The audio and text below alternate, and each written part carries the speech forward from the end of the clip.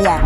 Ang classification of an 8 hectares agricultural land holding situated in Barangay San Luis, Mamburao Occidental, Mindoro. The property is proposed to be reclassified into institutional use for the establishment of the Occidental Mindoro Mega Sports Complex. Yan. Sinusigundahan ko po ang mungkahi ng ating pong kagawad. Yan.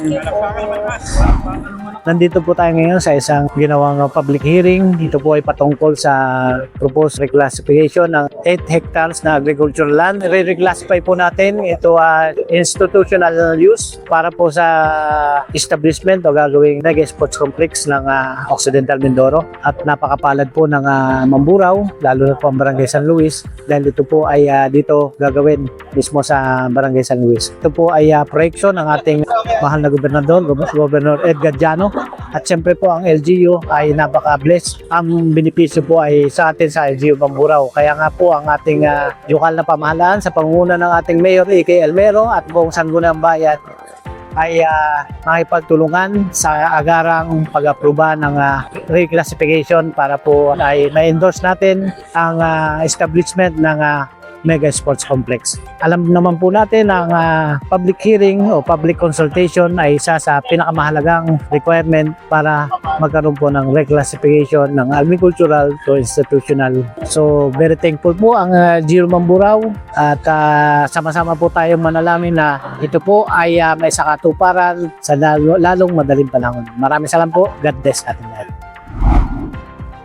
So congratulations po Barangay San Luis dahil kayo ang napili ng ating provincial government na pagtatayuan ng ating mega sports complex na alam po nating lubos na makatutulong hindi lamang sa kabuhayan kundi pati sa turismo ng Barangay San Luis at ng buong bayan ng Mamburao.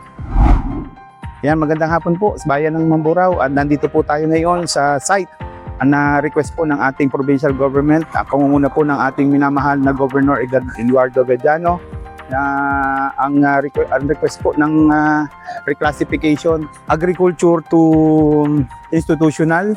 So yan, ang site po ay nandito po sa aking likod. Makikita po ninyo ang site ay yung mula po sa bakod na malayo na yon. Kita po ninyo yung bakod na yon hanggang doon po sa dulo. May baka po na yon na ginagawa po. Tinatambakan na po ngayon ang site at hanggang doon po sa dulo ng may bakod na rin po yan, paikot po dito. At yun, maraming salamat po dahil isa na naman po itong legacy at patunay na pag-unlad po ng bayan ng Mamburao. Kami po sa anay po ng Sangguniang Bayan sa panguna po ng aming minamahal na Vice Mayor. Ang ating minamahal na Mayor Tony E.K. ay patuloy na susuporta sa ganitong mga adhikalis natin.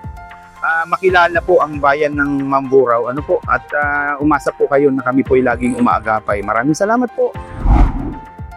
So ito na po yung ating pinapangarap. Noon pa, marami na pong nangarap po nito. Ito po ay sports complex po, mega. So yung, kung saan nakita ko mong plano ay ito na po siguro yung isa sa pinakamagandang mega complex na magagawa po dito sa buong Pilipinas. Swerte po ang Barangay San Luis dahil una po ito ay progreso sa mamamayan, sa barangay, ganoon din po sa ating bayan ng Mamburao. So ito po yung area ito, napakaluwang. Yan po, talikod po ng Barangay Hall ng San Luis. Paikot po yan hanggang dito po sa bata. Ito po ay nasa bandang highway po ng Barangay San Luis. Salamat po. Maraming salamat po. Ako po ay isa sa barangay official, barangay kagawad ng San Luis, Merlina Rivera Pempolio po.